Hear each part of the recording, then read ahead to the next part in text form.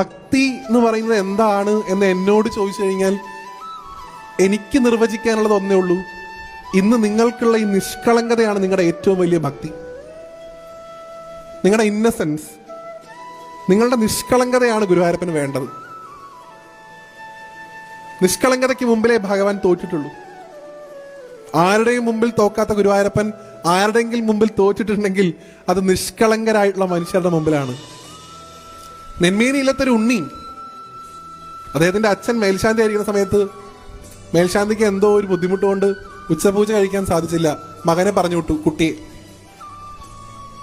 കുട്ടി പടച്ചോറും പായസവും ഒക്കെ ആയിട്ട് അകത്ത് കയറി വാതിലടച്ച് പാത്രമൊക്കെ ഗുരുവായൂരപ്പന്റെ മുമ്പിൽ വെച്ച് തുടങ്ങി പറയാൻ, കഴിക്ക് കണ്ണ.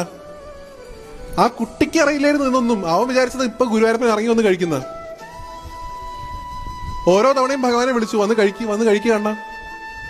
കുറെ കഴിഞ്ഞിട്ട് ഭഗവാൻ വരുന്നില്ല എന്നുണ്ടപ്പോ കുട്ടി എന്താ വിചാരിച്ച്, ഈ വിഭവങ്ങളൊന്നും പോരാഞ്ഞിട്ടാണോ വരാത്തത്? ഒരു കാര്യം ചെയ്യാം, ഞാൻ ഇല്ലത്ത് പോയിട്ട് തൈര് കൊണ്ടുവരാം, ഞാൻ ഇല്ലത്ത് പോയിട്ട് കൊണ്ടാട്ടമുളക് കൊണ്ടുവരാം, കഴിക്കൂ. ഗുരുവായൂരപ്പന്റെ വിഗ്രഹത്തേക്ക് നോക്കി ചോദിക്കുക കുട്ടി.